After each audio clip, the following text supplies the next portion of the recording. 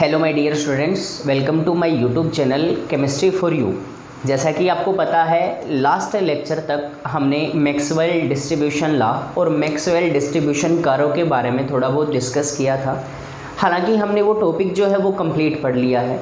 उसके बाद मैंने आपको ये कहा था कि जो एक्टिविटी कोफिशिएंट है, एक्चुअल में टेम्परेचर कोफिशिएंट के नाम से हमने पढ़ा है। तो टेम्परेचर कोफिशिएंट और एक्टिविटी कोफिशिएंट एक ही बात होती है। यहाँ से मैंने आप लोगों को बताया था कि ये रेशो होता है दो रेट कांस्टेंट का। मैं रिवाइज करवा रहा हूँ कल के टॉपिक को कि एक्टिविटी कोफिशिएंट जो होता है या टेम्परेचर कोफिशिएंट दो रेट कांस्टेंट का रेशो होता है दो डिफरेंट टेम्परेचर्स के ऊपर, और उन टेम्परेचर्स के बीच का जो डिफरेंस होता है वो 10 डिग्री सेल्सियस और 10 केल्विन के बराबर होता है।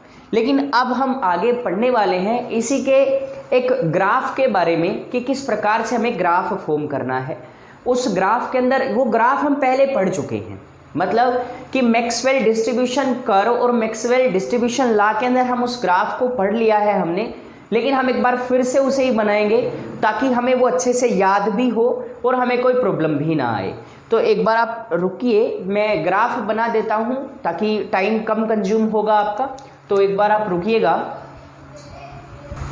हाँ, तो मैंने ग्राफ बनाया आपके लिए, तो वो ग्राफ हम पढ़ लेते हैं। हमारा ये लास्ट है मैक्सवेल डिस्ट्रीब्यूशन का जो लास्ट टॉपिक है वो है ग्राफ। हमने बनाया फ्रैक्शन ऑफ मॉलिक्यूल्स और एक्टिवेशन एनर्जी के बीच में। पहले भी पढ़ चुके हैं कि एक्टिवेशन एनर्जी का क्या इन्फ्लुएंस होता है रेट ऑफ रिएक्शन के अंदर, किस प्रकार से हम कैलकुलेट करते हैं, ये सारी चीज़ें हमने पढ़ ली। इसके ऊपर न्यूमेरिकल भी हमने सोल्व किए। आज हम ये ही डिस्कस करते हैं जो कल किया कि कोई दो टेम्परेचर हैं T1 और T2, उसके ऊपर रेट ऑफ रिएक्शन कैसे होती है।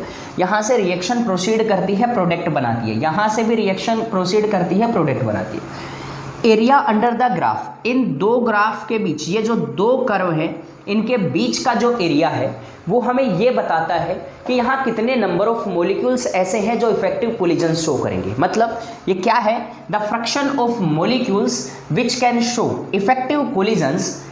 यहाँ ये भी बताएगा कि अगर आप हर 10 डिग्री सेल्सियस या 10 केल्विन टेम्परेचर बढ़ाओगे तो कितने मॉलिक्यूल्स जो इफेक्टिव कोलिजन शो करने वाले हैं वो बढ़ेंगे, तभी तो रेट ऑफ रिएक्शन डबल और ट्रिपल होगी। और ये जो एरिया है, ये जो एरिया है इस कर्व के बीच का, ये जो एरिया है यहाँ से और ये नीचे वाली ब्लू कलर की जो लाइन दिख रही है, ये कर्व के अंदर ये इफेक्टिव कोलिजन शो होते हैं। ये कैसे कोलिजन्स है, ये इफेक्टिव कोलिजन्स है। तो एक बार प्लीज़ इसे एक बार देख लीजिएगा और एक बार लिख भी लीजिएगा, या स्क्रीनशॉट वगैरह जो भी करना है आपको जल्दी से कीजिएगा, फिर हम आगे पढ़ते हैं।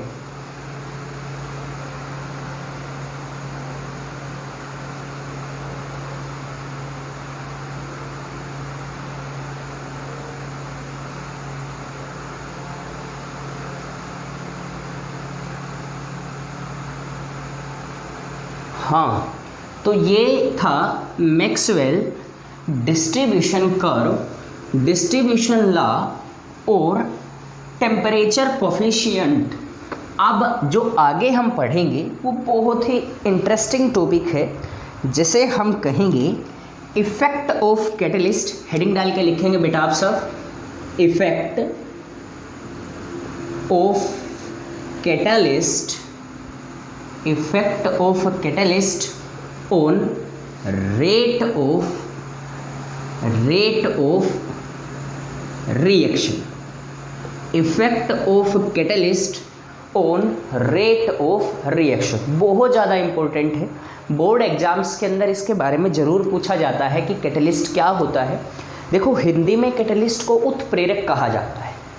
एग्जाम्पल के लिए आप ये चीज़ रखिए। चलिए हम एक एग्जाम्पल लेते हैं, आपको समझ भी आएगा। कोई एक लड़का है राहुल, हमारी क्लास वाला राहुल आप लगा सकते हो, ठीक है।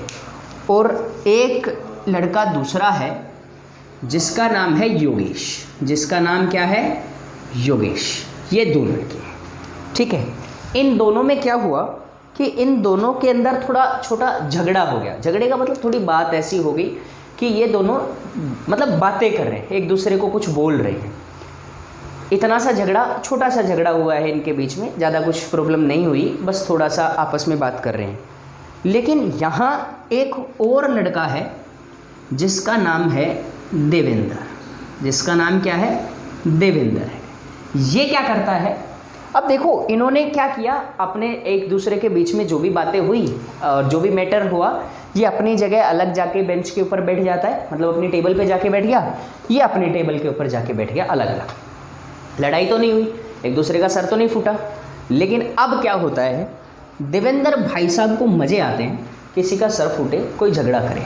ये राहुल के पास जाता है, किसके पास जाता है, राहुल के पास जाएगा और ये कहेगा योगेश तेरे बारे में ये कह रहा था कि बाहर मिलेगा, ये मिलेगा, स्कूल की छुट्टी होने दे, उसका ये कर दूंगा, वो कर दूंगा, ठीक है। यहाँ गया, उसके बाद देवेंद्र योगेश के पास भी जाता है और क्या कहते हैं कि राहुल तेरे बारे में ये सारी चीज़ें कह रहा था। अब क्या होगा, देखो पहले इनके बीच में लड़ाई नहीं होती, अब क्या होगा, 100% लड़ाई होगी, डेफिनेटली होगी, क्योंकि अब इसको राहुल को ये लग रहा है कि योगेश आपके बारे में कुछ कह रहा है, योगेश को ये लग रहा है राहुल आपके बारे में कुछ कह रहा है।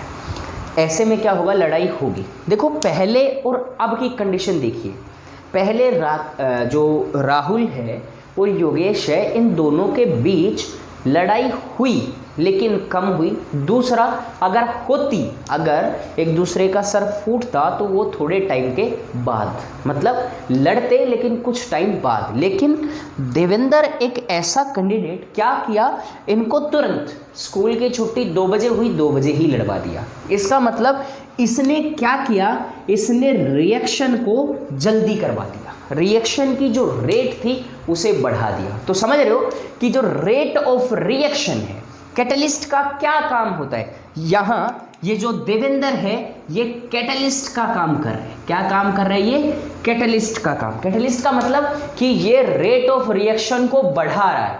यहाँ लड़ाई होनी नहीं थी लेकिन करवा रहा है। रिएक्शन के अंदर रेट ऑफ रिएक्शन को बढ़ा देना और रेट ऑफ रिएक्शन को कम कर देना, दोनों काम किसके होते हैं, कैटलिस्ट के होते हैं। ध्यान से सुनना, आज तक आप लोगों ने कहीं से भी अगर पढ़ा है तो ये जरूर सुना होगा कि catalyst is the chemical substance which increase the rate of reaction without undergoing any change on itself. Catalyst किसी भी रिएक्शन का वो केमिकल सब्सटेंस होता है जो रेट ऑफ रिएक्शन को बढ़ाता है। ध्यान से सुनना, जो रेट ऑफ रिएक्शन को बढ़ाता है, इसके खुद के ऊपर कोई चेंज नहीं आता। जैसे देवेंद्र का कुछ नहीं बिगड़ा, लड़ा कौन, राहुल और योगेश, फूटेगा कौन, राहुल और योगेश। सेम इसी तरह से रेट ऑफ रिएक्शन जो है उसको चेंज करता है, उसको एल्टर करता है। मतलब चेंज करने का मतलब बढ़ा भी सकता है और घटा भी सकता है। ध्यान से सुनना ये चीज़, क्योंकि आज तक आप लोगों ने जो पढ़ा है उसके अंदर सिर्फ और सिर्फ इतना पढ़ा है कि कैटलिस्ट रेट ऑफ रिएक्शन को बढ़ाता है। लेकिन मैं ये कहूँगा कि कैटलिस्ट रेट ऑफ रिएक्शन को बढ़ाता भी है और कम भी करता है। तो कैसे करता है, देखिए पहले हम डिफाइन करते हैं कैटलिस्ट को। तो आप लिखेंगे, फर्स्ट जो पॉइंट होगा हमारा कैटलिस्ट, ठीक है। तो कैटलिस्ट क्या है, कैटलिस्ट के बारे में हम लिखेंगे, it is the chemical substance, the chemical substance which the chemical substance which alters the rate of reaction, which alters the rate of reaction without ये चीज इंपॉर्टेंट है, without undergoing any change on itself। Catalyst किसी भी chemical reaction का वो part होता है जिसके अंदर क्या होता है कि ये रेट ऑफ रिएक्शन को चेंज करता है। जहाँ बढ़ाने की ज़रूरत है वहाँ रेट ऑफ रिएक्शन को बढ़ाता भी है, और जहाँ रेट ऑफ रिएक्शन को घटाने की ज़रूरत है वहाँ डिक्रीज भी करता है।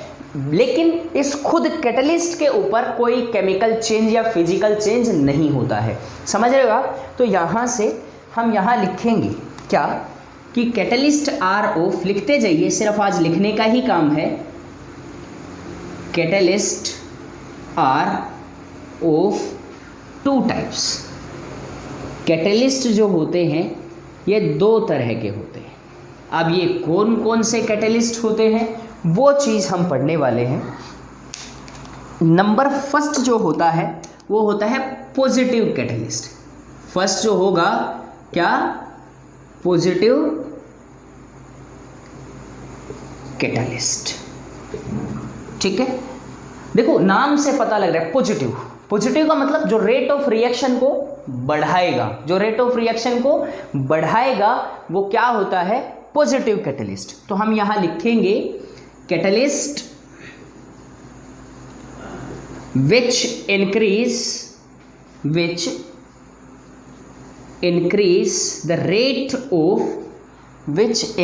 the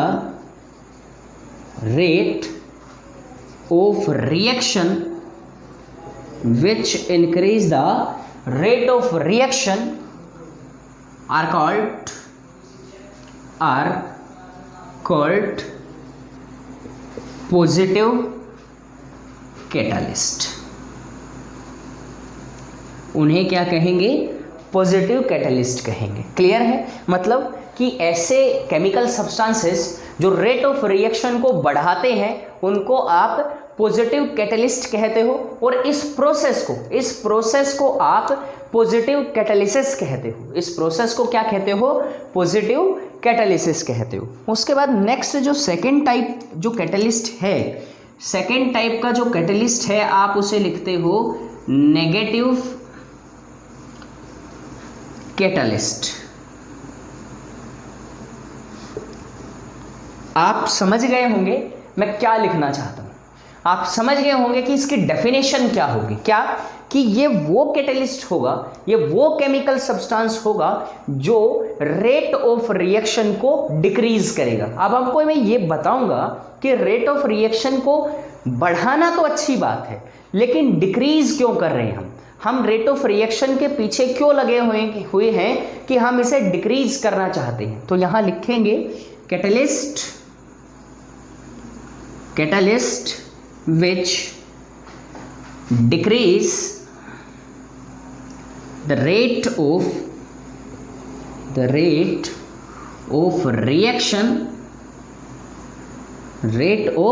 reaction are called negative catalyst।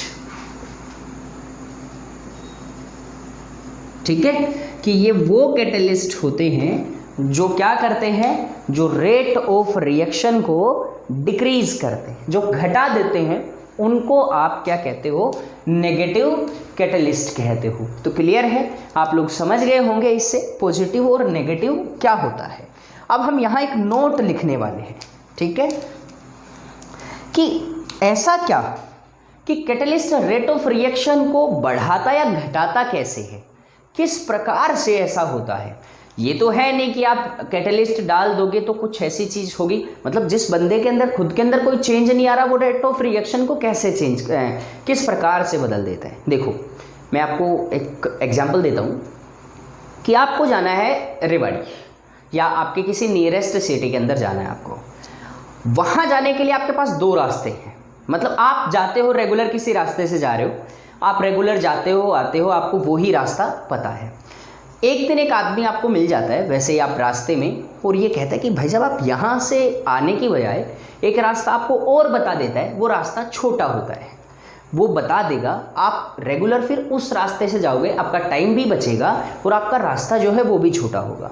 तो वो क्या हुआ, जिस इंसान ने आपको रास्ता बताया वो कैटलिस्ट है, क्योंकि अब आपका काम जो आप करने शहर जाते हो या किसी भी जगह के ऊपर जाते हो जल्दी हो रहा है।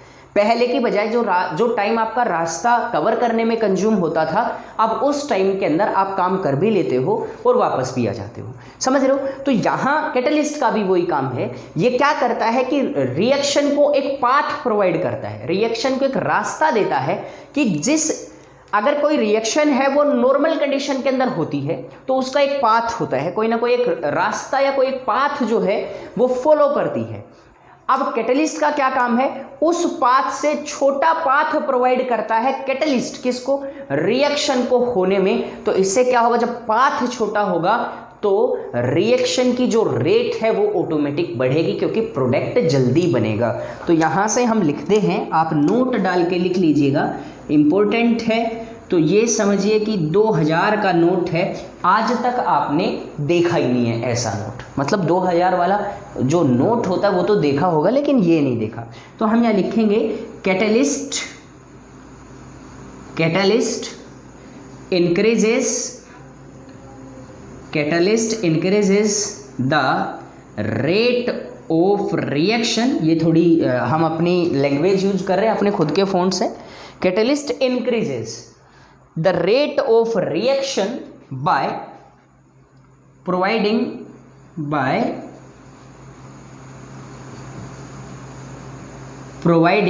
ये प्रोवाइड करता है, providing an alternate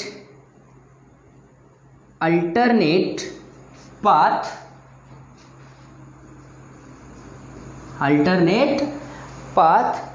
with different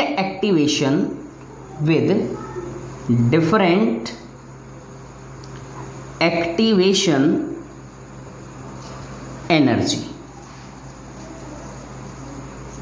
मैं यहाँ लिखता हूँ, क्या कहता है कि कैटलिस्ट जो है वो रिएक्शन को जल्दी करवाता है या चेंज करता है। वो क्या करता है, वो उस रिएक्शन को रास्ता दिखाता है, एक नया पाथ जिसकी एक्टिवेशन एनर्जी अब चाहे कम हो चाहे ज़्यादा हो, लेकिन रेट ऑफ रिएक्शन को या तो बढ़ा देता है या कम कर देता है। एक बार इसे कॉपी करेंगे, फिर हम आगे मूव करते हैं कि किस प्रकार से जो रिएक्शन है वो होती है, कैसे एक्टिवेशन एनर्जी और रिएक्शन प्रोसीड करती हैं, किस प्रकार से रेट ऑफ रिएक्शन चेंज होती है। तो एक बार इसे कॉपी कर लेंगे जल्दी से।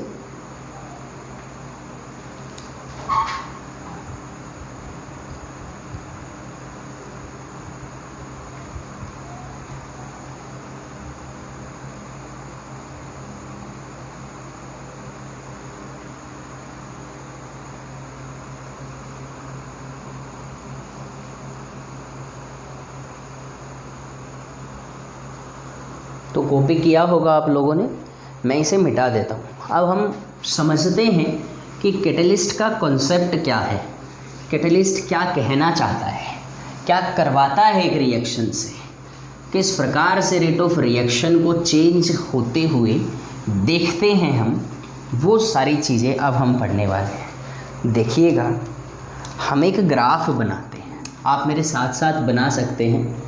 चित्रकारी अब हमारी इतनी भी कमज़ोर नहीं रही है कि आप उसके ऊपर शक ही करने लग जाओ, तो आप लोग आगे समझदार हो, खुद से समझ सकते हो। देखिएगा, हमें किस किस के बीच में एक्टिवेशन एनर्जी और रिएक्शन प्रोग्रेस, मैं थोड़ी फारसी लिखता हूँ, रिएक्शन प्रोग्रेस। अब देखिए, एक एक्टिवेशन एनर्जी और रिएक्शन प्रोग्रेस के अंदर हमें क्या बनाना है, ग्राफ बनाना है, ठीक है।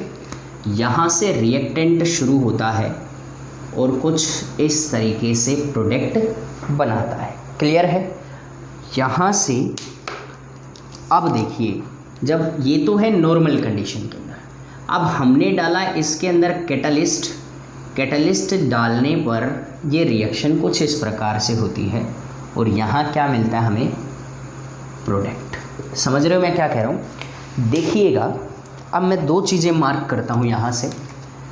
एक एक्टिवेशन एनर्जी ये है, ये एक्टिवेशन एनर्जी ज़्यादा है, एक एक्टिवेशन एनर्जी ये है, ये भी EA और ये भी EA। देखिएगा, ग्राफ समझिए, ये रिएक्टेंट है यहाँ पे, इसके बीच की जो एनर्जी यूज होती है वो एक्टिवेशन एनर्जी रिएक्शन शुरू करने में यूज होती है। अब आपको दो चीज़ें दिख रही है यहाँ, देखो यहाँ प्रोडक्ट बनता है। पहले कैटलिस्ट डालने से पहले ये रिएक्शन जो ब्लू कलर का कर्व दिख रहा है उस तरह से हो रही थी। मतलब पहले एक्टिवेशन एनर्जी इतनी गई, फिर प्रोडक्ट बना।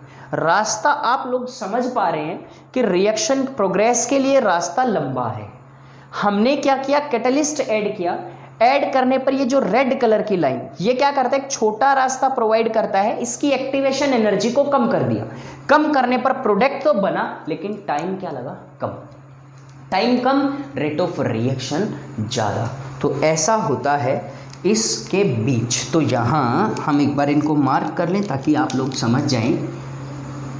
ये जो है ये एक्टिवेशन एनर्जी है जब आपने कैटलिस्ट यूज किया। इसे डिफरेंट पेन से मार्क करेंगे तो शायद अच्छा रहेगा। बेटा बना लीजिएगा साथ के साथ, ऐसी कोई बात ही नहीं है कि ये नहीं बनेगा। ये दोनों डिफरेंट एक्टिवेशन एनर्जी है, ठीक है ना। तो ये जो है ये एक्टिवेशन एनर्जी है। कब? Activation energy in presence of catalyst. तो कम कर दिया ना, तो एक काम ये भी लिख सकते हो कि कैटलिस्ट जो है वो एक्टिवेशन एनर्जी को डिक्रीज कर देता है, जिससे रेट ऑफ रिएक्शन बढ़ जाती है, जिससे रेट ऑफ रिएक्शन बढ़ जाती है। तो समझ गए आप लोग कि रेट ऑफ रिएक्शन बढ़ती है कब? जब एक्टिवेशन एनर्जी घट जाती है, सॉरी। तो यहां इस तरह से लिखेंगे। तो अब देखो मैं लिखता हूं इस चीज को, आप भी लिखेंगे साथ के साथ। Catalyst decreases the activation energy. Catalyst decreases the activation energy and give a new path to reaction. लिखिएगा साथ के साथ, रिएक्शन प्रोग्रेस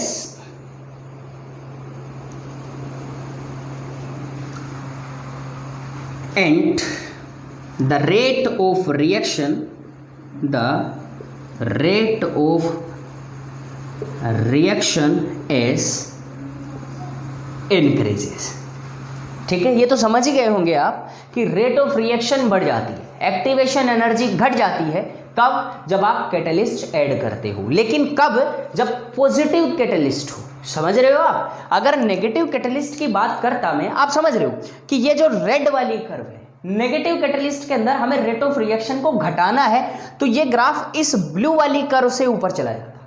ब्लू वाली कर्व से ऊपर, तो ऐसे केस में एक्टिवेशन एनर्जी बढ़ जाती है। तो ऐसे कैटलिस्ट जो एक्टिवेशन एनर्जी को बढ़ा देते हैं, रेट ऑफ रिएक्शन को डिक्रीज कर देते हैं, वो नेगेटिव कैटलिस्ट होते हैं। वो क्या होते हैं? नेगेटिव कैटलिस्ट होते हैं। तो एक बार इसे कॉपी कर लीजिएगा।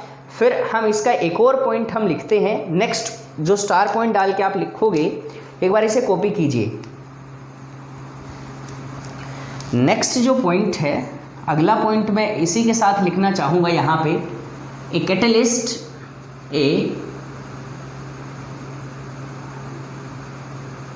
Catalyst also change the mechanism of reaction।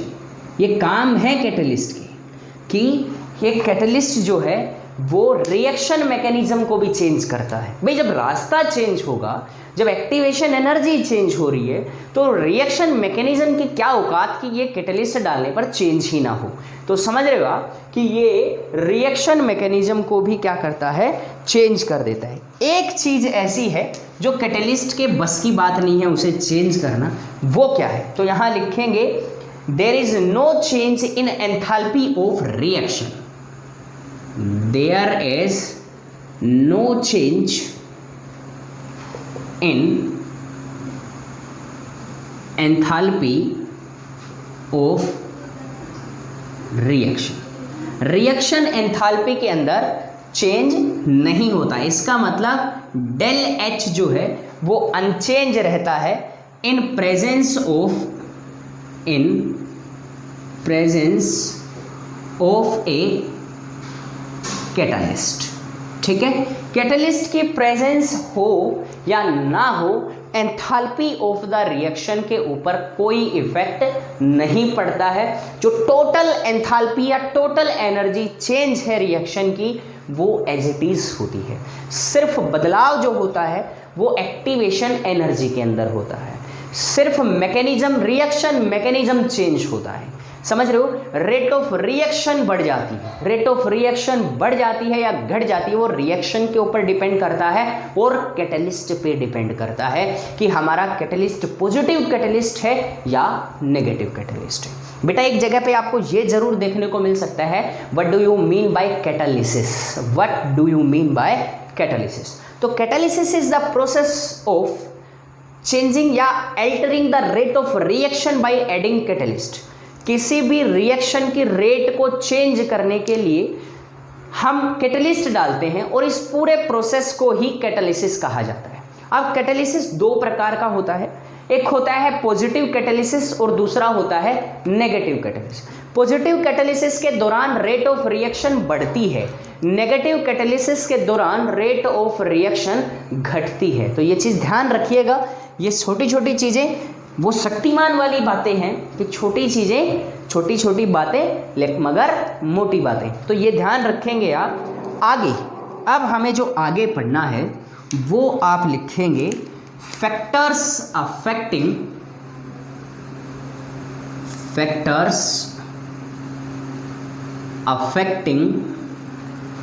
Rate of reaction, या हम रेट ऑफ रिएक्शन। देखो कौन कौन सी ऐसी चीज़ें हैं जो रेट ऑफ रिएक्शन को चेंज करती हैं या अफेक्ट करती हैं, जो बढ़ाती हैं या जो घटाती हैं। तो सबसे पहला जो फैक्टर है वो है कंसंट्रेशन। ये तो पढ़ते ही आए हो आप, कंसंट्रेशन पे तो सारा डिपेंड करता ही है। Concentration of reactant, concentration of reactant, पहला जो पॉइंट है वो है कंसंट्रेशन ऑफ रिएक्टेंट। शायद आप लोगों को ध्यान हो या ना हो, rate is directly proportional to concentration of reactant raise to power n। समझ गए हो आप? Rate of reaction directly proportional है। अगर आप रिएक्टेंट की कंसंट्रेशन को बढ़ाते हो तो क्या समझते हो? रेट ऑफ रिएक्शन बढ़ेगी, बिल्कुल बढ़ेगी। समझ गए ना आप कि ये डायरेक्टली प्रोपोर्शनल है। तो हम यहां लिख सकते हैं rate of reaction,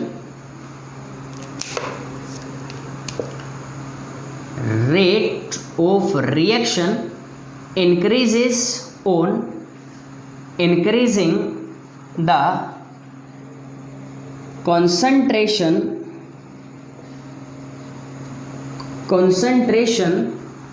of reactant, concentration of reactant। Rate of reaction जो है वो कंसंट्रेशन ऑफ रिएक्टेंट के साथ इंक्रीज होता है, ठीक है। उसके बाद लेकिन एक चीज और भी तो पढ़ी आपने, क्या? सोचो सोचो, ऐसी भी रिएक्शन होती है जहाँ कंसंट्रेशन का कोई फ़र्क ही नहीं पड़ता। कौन सी रिएक्शन होती है? दिमाग लगाओ, लाइव चैट सेक्शन में, कमेंट सेक्शन में जल्दी से बताओ, जल्दी जल्दी, शाबाश। सोचो सोचो सोचो, जहाँ कंसंट्रेशन का रोल ही नहीं होता। मेरे हिसाब से फर्स्ट ऑर्डर नहीं, थर्ड ऑर्डर, अरे नहीं हमने पढ़ी नहीं, तो जीरो ऑर्डर, हाँ बिल्कुल। तो यहाँ जो रिएक्टेंट एक्सेप्ट, यहाँ लिखूंगा except zero order reactions. Zero order reactions को छोड़कर जिस भी रिएक्शन की रेट, जिस भी रिएक्शन के अंदर कंसंट्रेशन ऑफ रिएक्टेंट बढ़ाओगे तो rate of reaction already change होगी। पहला काम हुआ हमारा। उसके बाद दूसरा काम, सेकंड जो पॉइंट है वो इम्पोर्टेंट भी है और काम का भी है। Physical state of reactant, physical state of reactant. देखो बहुत ज़्यादा मैटर करती है ये फिजिकल स्टेट। अब आप ये चीज़ बताओ, रिएक्शन करवानी है दो सॉलिड्स के बीच में, दो लिक्विड के बीच में, दो गैसेस के बीच में, तो रेट ऑफ रिएक्शन किस में ज़्यादा होगी? दो सॉलिड हैं उनको आप डिफ्यूज करवाएंगे, रिएक्ट करवाएंगे, दो लिक्विड्स हैं उनको रिएक्ट करवाएंगे, दो गैसेस हैं, तो कहाँ पे रेट ऑफ रिएक्शन जो है वो ज़्यादा होती है, ये चीज़ हमें बतानी है। तो सबसे ज़्यादा जब गैसेस है प्रेशर बढ़ा और रेट ऑफ रिएक्शन बढ़ेगी, क्योंकि गैसेस के पार्टिकल्स ज़्यादा दूर दूर होते हैं, कुछ इस प्रकार से। तो मैं यहाँ लिखता हूँ कि ए से हमें बी प्रोडक्ट मिलता है, आप लिखते जाइए बस, ए से बी प्रोडक्ट मिलता है। तो यहाँ अगर मान लीजिए ए सॉलिड है, ए बी लिक्विड है या ए गैस है, आप इस तरीके से मतलब फिजिकल स्टेट्स जो है वो इनकी इस तरह से होंगी। तो रेट ऑफ रिएक्शन किस प्रकार से होगी वो चीज़ देखिए। अगर ए सॉलिड है, अगर ए सॉलिड है तो रेट ऑफ रिएक्शन सबसे कम होगी। अगर ए लिक्विड है तो रेट ऑफ रिएक्शन सॉलिड से ज़्यादा होगी, और अगर ए गैस है तो रेट ऑफ रिएक्शन सबसे ज़्यादा होगी। क्यों? क्योंकि यहाँ गैसेस के आप दिमाग लगाइए, गैसेस के पार्टिकल्स की काइनेटिक एनर्जी ज़्यादा होती है क्योंकि ये दौड़ते हैं। गैसेस के जो पार्टिकल्स होते हैं इनकी काइनेटिक एनर्जी ज़्यादा, काइनेटिक एनर्जी मतलब इनके अंदर मूवमेंट ज़्यादा होता है। जब मूवमेंट ज़्यादा होता है तो कोलिजन ज़्यादा होंगे, जब नंबर ऑफ कोलिजन्स ज़्यादा होंगे तो नंबर ऑफ इफेक्टिव कोलिजन्स होने की प्रोबेबिलिटी ज़्यादा होती है, और जब नंबर ऑफ इफेक्टिव कोलिजन्स की प्रोबेबिलिटी ज़्यादा तो रेट ऑफ रिएक्शन ऑलरेडी ज़्यादा। देखो आपका एक एक्सेप्शन ये भी हो सकता है, आपके दिमाग के अंदर ये चीज़ आ सकती है कि दो लिक्विड हैं, काइनेटिक एनर्जी मीडियम होती है, रेट ऑफ रिएक्शन ज़्यादा होनी चाहिए, लेकिन यहाँ प्रोबेबिलिटी कम होगी as compare to gases effective collisions होने की। और काम सारा किसके ऊपर डिपेंड करता है? इफेक्टिव कोलिजन्स के ऊपर। तो बेटा यहाँ से हम लिखेंगे ड्यू टू ग्रेटर प्रोबेबिलिटी, यहाँ लिखूँ मैं due to greater probability, due to greater probability of collision between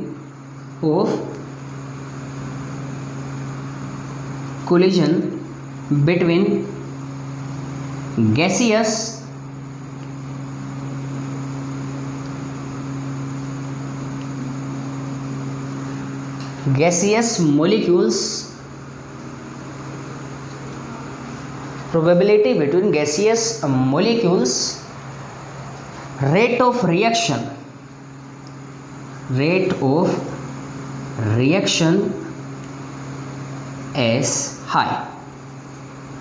क्यों? क्योंकि rate of reaction is directly proportional to collisions, मतलब इफेक्टिव कोलिजन्स। तो आप यहाँ से लिख सकते हो, चाहो तो मैं लिख देता हूँ, rate is directly proportional to effective collisions. ठीक है, रेट ऑफ रिएक्शन जो है वो इफेक्टिव कोलिजन्स के डायरेक्टली प्रोपोर्शनल होता है। एक बार इसका स्क्रीनशॉट ले लीजिएगा, मैं इधर वाला मिटा देता हूँ, एक बार ले लीजिएगा, फिर भी अगर ये नहीं लिखा है तो आप लोगों ने।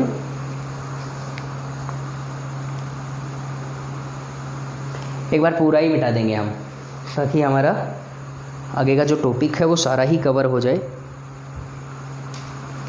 एक बार कॉपी कर लीजिएगा बेटा जल्दी से।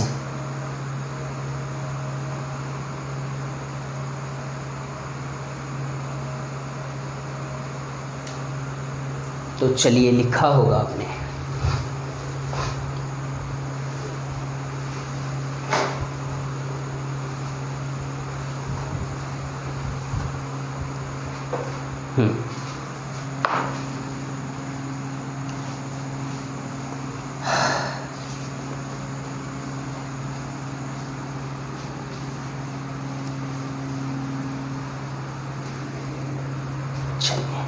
नेक्स्ट जो थर्ड फैक्टर होगा वो है surface area of reactant. Third जो है वो है सरफेस एरिया ऑफ रिएक्टेंट। ये भी काम की चीज़ है। देखो, जितना ज़्यादा surface area, number of molecules उतने ही ज़्यादा। नंबर ऑफ मॉलिक्यूल्स उतने ही ज़्यादा होंगे तो नंबर ऑफ मॉलिक्यूल्स के बीच में रिएक्शन भी उतनी ही ज़्यादा होगी। इसका मतलब कि surface area is the directly proportional to the rate of reaction. अगर सरफेस एरिया ज़्यादा तो रेट ऑफ रिएक्शन भी ज़्यादा। Rate is directly proportional to surface area, ठीक है, सरफेस एरिया। नेक्स्ट वन, और ये आप लोगों ने पढ़ा भी है, टेम्परेचर। तो बेटा ये चीज़ तो पढ़ी होगी आप लोगों ने कि टेम्परेचर जब बढ़ाओगे तो रेट ऑफ रिएक्शन बढ़ेगी, अब ये भी तो पढ़ा। तो टेम्परेचर का मतलब rate is directly proportional to temperature, ठीक है, टेम्परेचर के डायरेक्टली प्रोपोर्शनल होती है। उसके बाद फिफ्थ जो है वो है कैटलिस्ट। अभी हम पॉजिटिव कैटलिस्ट की बात करते हैं, ध्यान से सुनना। अभी के लिए हम पॉजिटिव कैटलिस्ट की बात करते हैं। तो यहां मैं लिख दूं rate of reaction, rate of reaction increases on adding catalyst. Rate of reaction बढ़ती है जब आप कैटलिस्ट ऐड करते हैं। उसके बाद next and sixth is intensity of light, intensity of light. ध्यान होगा आप लोगों को, हमने पढ़ा है इंटेंसिटी ऑफ लाइट, कहीं ना कहीं जरूर पढ़ा है। कब पढ़ा है देखिएगा, जब हमने ये पढ़ा कि रेट ऑफ रिएक्शन जो जीरो ऑर्डर रिएक्शंस है, जो फोटोकेमिकल इक्वेशंस हैं, फोटोकेमिकल रिएक्शंस जो होती हैं उनके अंदर इंटेंसिटी ऑफ लाइट अगर ज़्यादा होगी तो रिएक्शन जल्दी होगी। रेट ऑफ रिएक्शन जैसे फोटोसिंथेसिस, अगर फोटोसिंथेसिस आपने करवाना है, अगर सूरज की रोशनी प्रेजेंट है और ज़्यादा है तो ज़्यादा फोटोसिंथेसिस होगा, प्रकाश संश्लेषण ज़्यादा होगा। इसका मतलब ये कहाँ वैलिड है, वैलिड फॉर या ओनली फॉर फोटोकेमिकल रिएक्शंस। जो फोटोकेमिकल रिएक्शंस होंगी उनके लिए वैलिड है, लेकिन उनके लिए क्या होता है, rate is directly proportional to intensity of light. ये कुछ ऐसे फैक्टर्स थे जिनके ऊपर रेट ऑफ रिएक्शन डिपेंड करती है, जिनके बारे में हमने अभी अभी पढ़ा है। तो एक बार इनको कॉपी कर लीजिए। अगला जो स्टेप है हमारा वो रहेगा रिएक्शन मैकेनिज्म, जो इम्पोर्टेंट है। तो एक बार आप जल्दी से कॉपी कर लें इसे, फिर हम डिस्कस कर लेते हैं रिएक्शन मैकेनिज्म को। एक तो बहुत ज़्यादा गर्मी, ऊपर से वीडियो रिकॉर्ड करने के लिए फ़ैन ऑफ करने पड़ते हैं ताकि आवाज़ ना आए। अब जब फ़ैन ऑफ करने पड़ जाए तो और ज़्यादा गर्मी। तो ये तो आप लोगों ने नोट किया ही होगा, नहीं किया तो एक बार पीछे लेके स्क्रीनशॉट ले लीजिएगा, हमें क्षमा कीजिएगा, क्योंकि बहुत ज़्यादा गर्मी के अंदर ऐसा हो जाता है। तो बाकी तो आप लोग अच्छे हैं, बहुत अच्छे हैं, जो एडजस्ट कर पाते हैं हमें। आप भी हमें 40-45 मिनट 1 घंटा झेलते हैं, तो हम आपके लिए थोड़ी बहुत गर्मी तो झेल ही सकते हैं। तो चलिए जो नेक्स्ट है, नेक्स्ट टॉपिक रहेगा हमारा रिएक्शन मैकेनिज्म। क्या है रिएक्शन मैकेनिज्म, क्यों पढ़ते हैं रिएक्शन मैकेनिज्म? कई बार क्वेश्चन पूछे जाते हैं रिएक्शन मैकेनिज्म। एक रिएक्शन किस तरीके से हो रही है, एक रिएक्शन के पाथ, एक रिएक्शन ने क्या क्या बनाया, उस कंप्लीट स्टडी को रिएक्शन मैकेनिज्म कहा जाता है। तो हम यहाँ कहेंगे, हम लिखते हैं the path followed to convert reactant into products. तो हम यहाँ लिख दें, मैं लिख ही देता हूँ कि रिएक्शन मैकेनिज्म क्या होता है कि द पाथ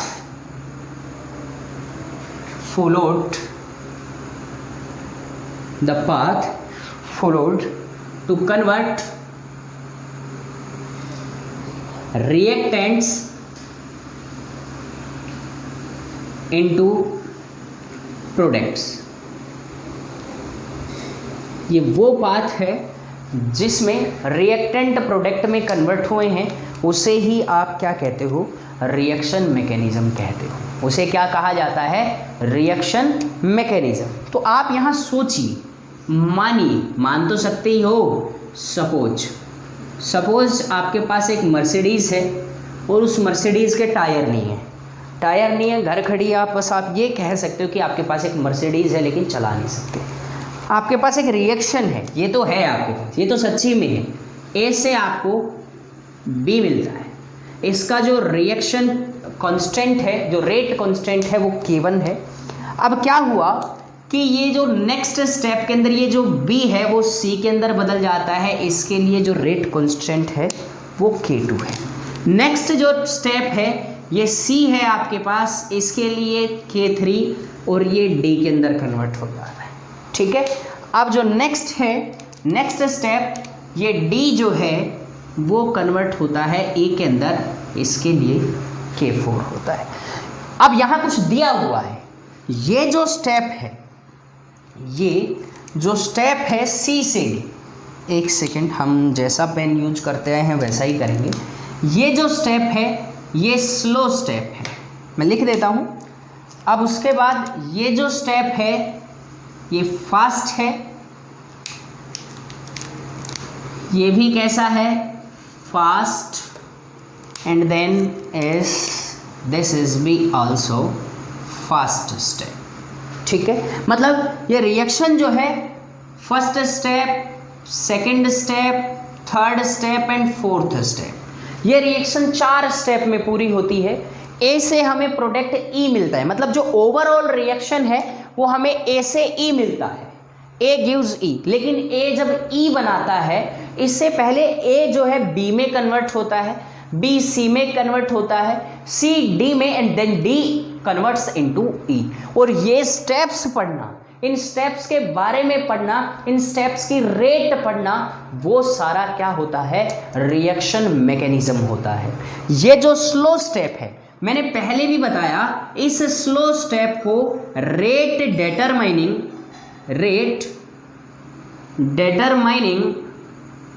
स्टेप कहा जाता है।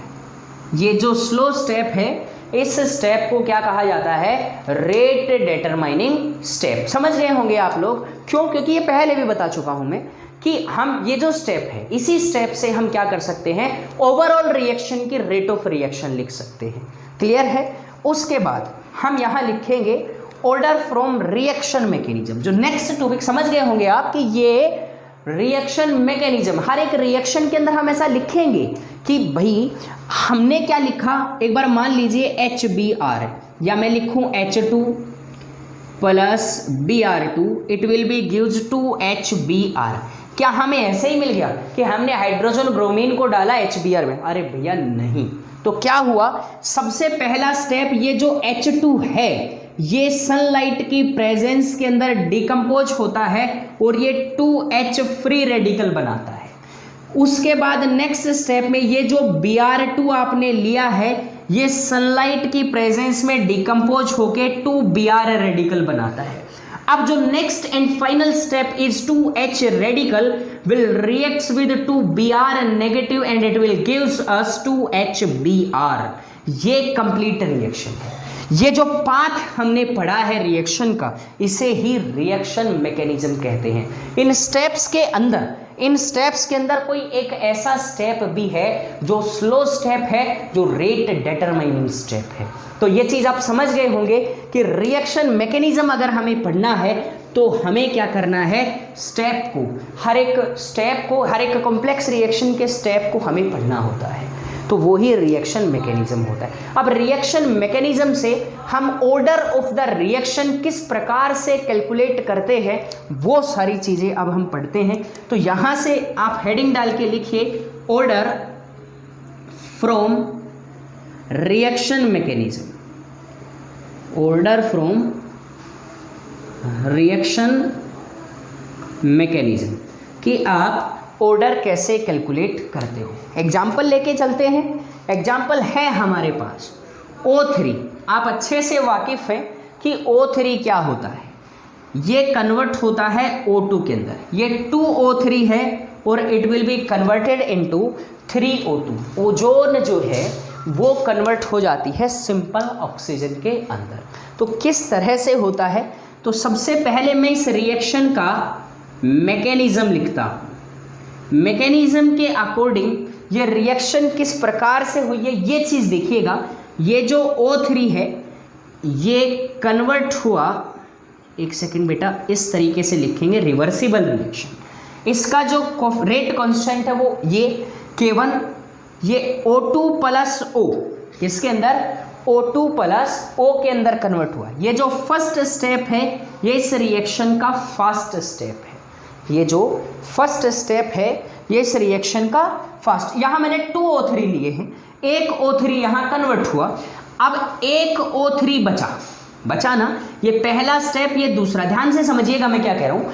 मैंने 2O3 लिया, 2O3 जो ओवरऑल इसका रेट कांस्टेंट है K है, ये 3O2 के अंदर कन्वर्ट हुआ। कैसे हुआ ये देखना है। पहले स्टेप के अंदर पहले एक O3 कन्वर्ट होता है O2 प्लस O के अंदर। अब जो एक O3 बचा हुआ है वो जो पहले से डिकम्पोज एक O है इससे रिएक्ट करता है और ये क्या बना लेता है, 2O2। क्या बनाता है, 2O2। जब आप इसे ऐड करेंगे तो O3 plus O3 and this will O2 plus 2O2, 3O2 हुए। ऐसा ही तो है इस रिएक्शन के अंदर। तो ये जो है ये स्टेप होगा किसका, स्लो स्टेप। ये इसका कौन सा स्टेप हुआ, स्लो स्टेप। अब आगे क्या करना है, स्टेप नंबर फर्स्ट के अंदर लिखना है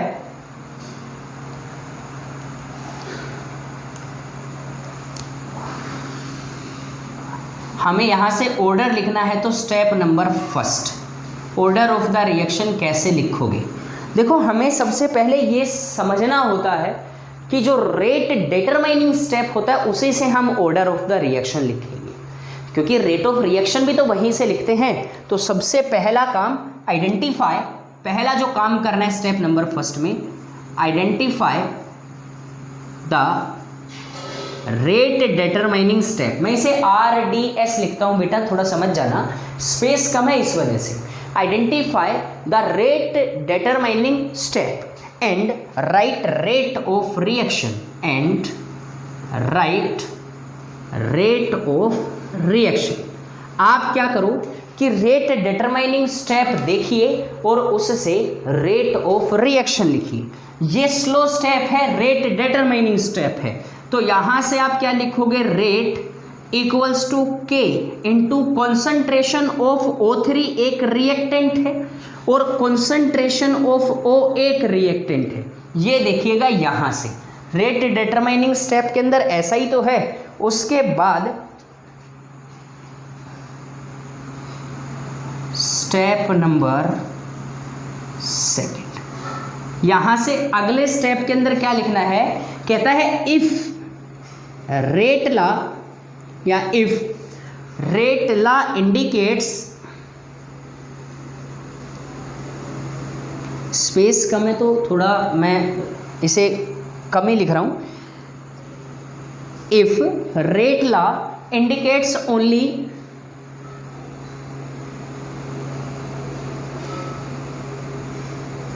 if intermediate, only intermediate, then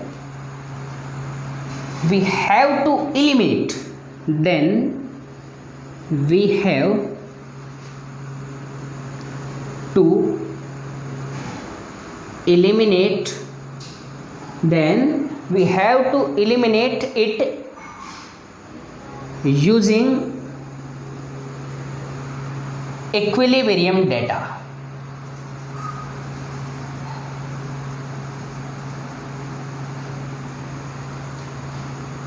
equilibrium data ये कहता है, देखो ध्यान से, ये स्टेप समझने वाला स्टेप है। ये कहता है कि if rate law indicate only intermediate then we, अगर रेट लॉ इंटरमीडिएट को दिखाता है, इंटरमीडिएट को शो करता है, तो हमें इसे नेग्लेक्ट करना है, इसे एलिमिनेट करना है। कहाँ से? इक्विलिब्रियम डेटा से। अब मुझे स्पेस की जरूरत पड़ेगी ही पड़ेगी, तो एक बार आप इसे जल्दी से फटाफट से इसका स्क्रीनशॉट ले लीजिए, या नहीं भी लेते तो कोई बात नहीं है, मैं इसे मिटा लेता हूँ। मेरे पास स्पेस यहाँ है, तो मैं इस स्पेस को एक बार यूटिलाइज कर दूँ, काम में ले लेंगे हम इसे, ठीक है। तो हमारा टॉपिक क्या चल रहा है? ऑर्डर फ्रॉम, तो यहाँ मैं लिख देता हूँ रेट। आप लोगों ने रेट लिखी क्या? रेट इक्वल्स टू के इंटू कॉन्सेंट्रेशन O3 और कॉन्सेंट्रेशन ऑफ O। अब हमें क्या करना है? देखो ओवरऑल रिएक्शन एस O3, यहाँ से हमें क्या मिला? रेट कांस्टेंट K और O2 प्लस O, K1 यहाँ का रेट कांस्टेंट, ठीक है। तो मैं यहाँ से K1 अगर कैलकुलेट करना चाहूँ तो कैसे कैलकुलेट करूँगा? Concentration of O2, equilibrium constant लिख रहा हूँ, ध्यान रखना। इक्विलिब्रियम कांस्टेंट क्या होता है? Concentration of product divided by concentration of reactant, then O2 into concentration of O divided by concentration of O3। Clear है? उसके बाद अगर मैं K2 की बात करता, अगर मैं यहाँ से कॉन्सेंट्रेशन ऑफ O कैलकुलेट करना चाहूँ तो कैसे कैलकुलेट करूँगा? तो कॉन्सेंट्रेशन कैलकुलेट करने के लिए K multiplied by concentration of O3 divided by concentration of O2। ऐसा ही होगा, बिल्कुल ऐसा ही होगा। तो ये जो है यहाँ से, समझ रहे हो, मैंने K लिखा, K को कैलकुलेट कैसे किया? यहाँ से K इस तरह से लिखा, ये इक्विलिब्रियम कांस्टेंट है, not a rate constant, it is the equilibrium constant. Then we have to calculate concentration of oxygen. If we have concentration of oxygen, then we also calculate the order of the reaction and rate of reaction. Then अब यहाँ से concentration of O निकालोगे तो K equals to, sorry, K multiplied by O3 divided by O2। यहाँ कहता है putting this value in above equation. अब अगर ऊपर वाली इक्वेशन के अंदर वैल्यू लिखें, यहाँ से अगर टोटल वैल्यू लिखेंगे यहाँ, तो आपके पास जो रेट ऑफ रिएक्शन आएगी वो हमें लिखना है। कॉपी करेंगे एक बार जल्दी से, फिर हम रेट लिखते हैं। देखो रेट इक्वेशन को हमें लिखना किस प्रकार से है? रेट इक्वल्स टू, एक मैं लिखता हूँ रिएक्शन का जो कांस्टेंट है K2 इंटू O3, मैं डिनोट कर लेता हूँ ना वैसे ही, कॉन्सेंट्रेशन ऑफ O, समझ रहे हो, जो सेकंड रेट कांस्टेंट है, मतलब सेकंड स्टेप मान लीजिएगा। या आप अगर मैंने यहाँ इसे K1 से डिनोट किया है तो ये K2 से मैं डिनोट कर रहा हूँ। क्लियर है? तो यहाँ जब आप लिखोगे तो आपको जब वैल्यू पुट करते हो तो आपके पास वैल्यू क्या आती है वो देखिए। Rate equals to K2 multiplied by oxygen concentration of O3। Clear है? अब हमें क्या लिखना है? कॉन्सेंट्रेशन ऑफ O लिखना है। कॉन्सेंट्रेशन ऑफ O बेटा मेरे पास है K, कौन से वाला K? K1 multiplied bye concentration of O3 divided by, क्या किससे डिवाइड करना है? कॉन्सेंट्रेशन ऑफ O से। क्लियर है? मैंने क्या किया? इस वैल्यू को इस इक्वेशन के अंदर लिख दिया। अब अगर यहाँ से मुझे रेट ऑफ रिएक्शन निकालना है तो कैसे? देखो ये अगर एक ऑक्सीजन, ये 2, ये कैंसिल आउट होगा तो ऊपर चला जाएगा। तो यहाँ से आप लिख सकते हो, किस प्रकार से आप लिखते हो वो देखिए कि रेट, यहाँ से आप रेट ऑफ रिएक्शन लिखोगे तो rate equals to K1 multiplied by K2। Clear है? मैं ठीक ही लिख रहा हूँ। K1 multiplied by K2, O3 और O3 raise to power 2। Clear है? O3 और O3 क्या लिखा मैंने? Raise to power 2। और मैं इसे O2 रेज टू पावर -1 लिखूं। O2, ये O2 था ना, तो मैं यहाँ O2, तो O2 raise to power -1। Clear है आप लोगों को कि मैंने यहाँ से क्या लिखा? इसे लिखा ये था K2 into O3 into K1 into O3 divided by O2, ऐसा ही तो था। अब इसे थोड़ा सा सिंप्लीफाई करके लिखेंगे K1 into K2 into O3 raise to power 2 O2 raise to power -1। तो अब आपके पास आया क्या, देखो जो लिखना है वो पूरा यहीं पे लिखना है कि रेट आपको लिखनी है। K1 और K2 को मिलाकर आप एक कांस्टेंट लिख दीजिए, K लिख दोगे। आपके पास है O3 raise to power 2 into O2 raise to power -1। Overall order आप निकालोगे तो नेट ऑर्डर क्या होगा, 2 - 1 इक्वल्स टू किसके बराबर, 1। तो ये जो ऑर्डर है ये फर्स्ट ऑर्डर रिएक्शन है। एक बार इसका स्क्रीनशॉट ले लीजिएगा बेटा, फिर अगला क्वेश्चन मैं आप लोगों के लिए दूंगा। नहीं समझ में आया तो आप लाइव चैट सेक्शन के अंदर आप एक बार पूछ सकते हैं, या इसका स्क्रीनशॉट ले लीजिएगा। जिस पॉइंट पे आपको समझ नहीं आया आप मुझे मेल कर सकते हैं और आप व्हाट्सअप कर सकते हैं, जो भी आपके पास मेरा कॉन्टैक्ट डिटेल है उसी से आप मेरे पास ये क्वेश्चन भेजिए या ये जो टॉपिक है वो भेजिए, मार्क कर दीजिए कहाँ से समझ नहीं आया, वही चीज़ मैं आप लोगों को समझा दूंगा। एक बार इसे कॉपी कर लीजिएगा बेटा जल्दी से, फिर हम आपके लिए अगला क्वेश्चन देते हैं वो आप लोग करेंगे।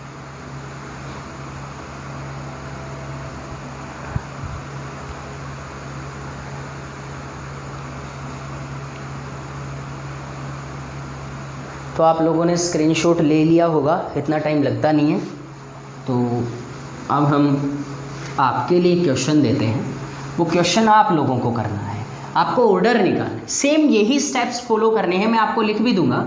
जो स्टेप हैं केमिकल रिएक्शन के वो मैं आपको प्रोवाइड करूँगा ताकि आप लोगों को दिक्कत ना हो। रिएक्शन क्या है ये देखिएगा आप, क्वेश्चन नंबर 2 मैं मार्क करता हूँ यहाँ से इसको। रिएक्शन है 2NO मतलब nitrogen oxide, it will react with Br2 and we get from this reaction and it is the reversible reaction. हमें मिलता है 2NOBr, अजीब सी reaction 2NOBr।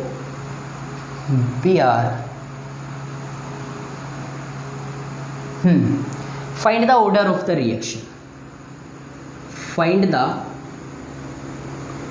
Order of the reaction. आपको रिएक्शन का ऑर्डर बताना है। पहला क्वेश्चन है आप लोगों के लिए, तो मैं आप लोगों को स्टेप्स ज़रूर दे देता हूँ ताकि आप लोगों को समझ आ जाए, क्योंकि स्टेप बताना ज़रूरी है। तो स्टेप नंबर फर्स्ट, मतलब फर्स्ट स्टेप के अंदर ये रिएक्शन जो है वो NO + Br2 इसके साथ रिएक्शन करती है, और रिएक्शन के दौरान आपको एक फॉरवर्ड डायरेक्शन, एक ये K1 और K2 दो रेट कॉन्स्टेंट्स आपको मिलते हैं, और NO Br2 बनाता है।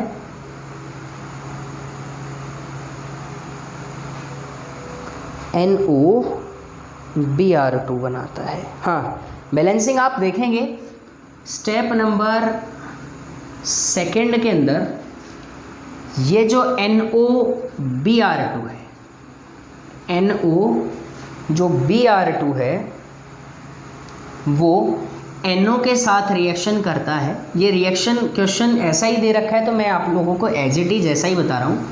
ये K2 है, ठीक है, ये K2 है या K3 है ना, सॉरी K2 तो ऊपर ही है, ये K3 है, और आपको यहाँ से 2NO Br2 मिलता है।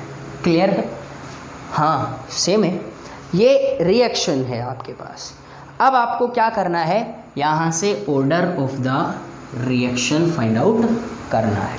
आप रिएक्शन का ऑर्डर किस प्रकार से लिखते हैं, देखो मैं फिर से रिपीट कर दूं कि 2NO reacts with Br2 and it will be gives us 2NO Br। यहाँ से हमें क्या मिलता है, 2NO Br मिलते हैं।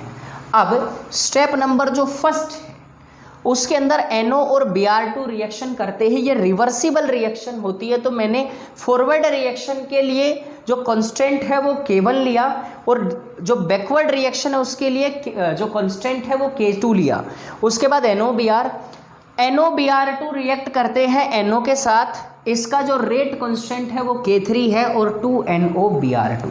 यहाँ आपको order of the reaction calculate करना है। तो बेटा एक बार इसका स्क्रीनशॉट आप ले लीजिए, फिर हम आगे की बातें करते हैं।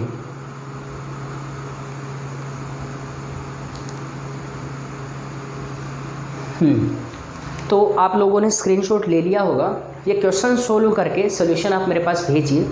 मैंने बहुत बार देखा है, जो बॉयज़ हैं हमारी क्लास के, पर्टिकुलरली मैं आप ही को टारगेट कर रहा हूँ, कि आप में से पहले तो कुछ सॉल्यूशंस वगैरह भेजते थे, अब आपकी कोई प्रतिक्रिया नहीं आती है, ना आप सॉल्यूशन भेजते हो, ना क्लास अटेंड करते हो। ये एक बहुत ही ज़्यादा दुख की बात भी है कि आप लोग पढ़ना ही नहीं चाहते। आप सबके पास स्मार्टफोन है, आप लोगों ने अपने घर वालों से बहाना मार के कि भाई हमें पढ़ना है, लॉकडाउन के अंदर पढ़ना है, स्मार्टफोन ले लिए, लेकिन अब आप उनका जो ढंग से यूज है वो नहीं कर रहे हैं, पढ़ते ही नहीं। रिक्वेस्ट है, हम तो यही कहते हैं कि आप लोगों से एक विनम्र रिक्वेस्ट है कि पढ़ें, लेक्चर्स अटेंड करें, प्रत्येक लेक्चर के ऊपर अपनी अटेंडेंस ज़रूर दें, पूरा लेक्चर देखें। आज जो कल का जो लेक्चर था, जो मैक्सवेल डिस्ट्रीब्यूशन लॉ था, उसके अंदर केवल और केवल 4-5 मुश्किल से स्टूडेंट्स ऐसे जिन्होंने देखा है, और कुछ ऐसे भी नमूने हैं जो ज़्यादा ही शानपत करके गए हैं। हमारी क्लास के बता रहा हूँ मैं, आप सभी की बातें नहीं कर रहा, कि जो आए, अटेंडेंस दी और वहाँ से निकल लिए। आप किसे धोखा दे रहे हो? हमें बिल्कुल भी नहीं। आप अपने आप को धोखा देते हो। ऐसा अगर करते हो, आपकी जो ज़्यादा समझदारी है वो आपके ऊपर बहुत ज़्यादा भारी पड़ने वाली है आगे। आप लोगों ने अगर सब्जेक्ट चूज़ किया है फिज़िक्स, केमिस्ट्री, बायोलॉजी और मैथमेटिक्स, तो कुछ सोच समझ के किया होगा। आपकी लाइफ के अंदर कुछ ना कुछ टारगेट्स होंगे, तभी आप लोगों ने ये सब्जेक्ट चूज़ किया। और अब आपने अगर टारगेट डिसाइड किया है, तो उन टारगेट्स को गेन करने के लिए, अटेन करने के लिए आपको हार्ड वर्क की ज़रूरत होती है। हार्ड वर्क आप तभी कर पाओगे जब आपको सही गाइडेंस मिलेगी, आप सही क्लासेस अटेंड करेंगे, रेगुलरली क्लास अटेंड करेंगे, तो आप उन्हें नोट डाउन भी करेंगे, उनसे रिलेटेड क्वेश्चंस भी पूछेंगे। लेकिन आप लोगों के दिमाग का पता नहीं क्या है, क्या आप समझते हो अपने आप को, मतलब आप ना क्लास अटेंड करते हो ना कुछ और, बस अपनी मस्ती में मस्त। मर्जी है आपकी, अटेंड करो तो करो, ना करो तो हमारा कोई नुकसान नहीं है, होगा आपका होगा। आप लोगों को मैं कंफर्म करवा देता हूँ, अगस्त के अंदर जो स्कूल्स है वो ओपन होने जा रहे हैं, और ये उम्मीद तो आप छोड़ ही दीजिएगा कि आप इस जो टोटल सिलेबस पढ़ा दिया गया है ऑनलाइन, वो आपको दोबारा रिपीट करवाया जाएगा। बिल्कुल भी नहीं करवाया जाएगा, 1% भी, क्योंकि सितंबर के बाद और मार्च से पहले, मतलब जनवरी फरवरी से पहले जो बाकी बचा हुआ सिलेबस है वो भी बहुत ज़्यादा लेंथी है, वो पूरा नहीं होगा। तो मैं सिर्फ यही रिक्वेस्ट करता हूँ, अगर आप लोगों ने अभी तक पहले जो लेक्चर मिस किए हैं, छुट्टियाँ हैं जुलाई की, जुलाई में आप उन सभी को देखकर नोट डाउन कर लीजिए। अगर आगे आपकी कोई प्रॉब्लम रहेगी तो आप उसके रिस्पॉन्सिबल खुद होंगे, हम नहीं। आज फिर मैं आपको एक बार चेता देता हूँ इस बात से कि आगे का सिलेबस आगे ही चलेगा, पीछे का कुछ भी नहीं पढ़ाया जाएगा, सिर्फ वो पढ़ाया जाएगा जिसमें आप लोगों की प्रॉब्लम्स होंगी। इसके बाद YouTube के ऊपर हर एक 12th क्लास के हर एक चैप्टर की प्लेलिस्ट मैंने बना रखी है, हर एक प्लेलिस्ट को जाके चेक कीजिए, एक एक वीडियो देखिए। प्रॉब्लम आती है तो मेरे से कांटेक्ट कीजिए। बहुत सारे ऐसे बच्चे भी हैं आप ही की क्लास में जो रेगुलरली टच में होते हैं, क्वेश्चंस भी पूछते हैं, क्वेश्चन सोल्व करके मेरे पास भेजते भी हैं। तो आप लोग कहीं नए एलियन नहीं अवतार हुआ है आपका कि आप नहीं पढ़ोगे, एक दिन बुक को जादू की तरह छुओगे और आपको सारी बुक याद हो जाएगी। ऐसे आप ऋतिक रोशन नहीं हैं कि उसकी 6 सेंस काम करती है और आप याद कर लोगे क्रिश फिल्म की तरह या जादू वगैरह की तरह, ऐसा नहीं होगा। तो मैं रिक्वेस्ट यही करता हूँ रेगुलर फिर से कि देखिएगा। और अगर आप लोग इस चैनल के ऊपर नए हैं तो चैनल को सब्सक्राइब कीजिए, बेल आइकन को प्रेस कीजिए, वीडियो को ज़्यादा से ज़्यादा शेयर कीजिए, लाइक कीजिए और कमेंट कीजिए। Thank you so much. Again फिर से यही रिक्वेस्ट है, पढ़ना है और ज़रूर पढ़ना है।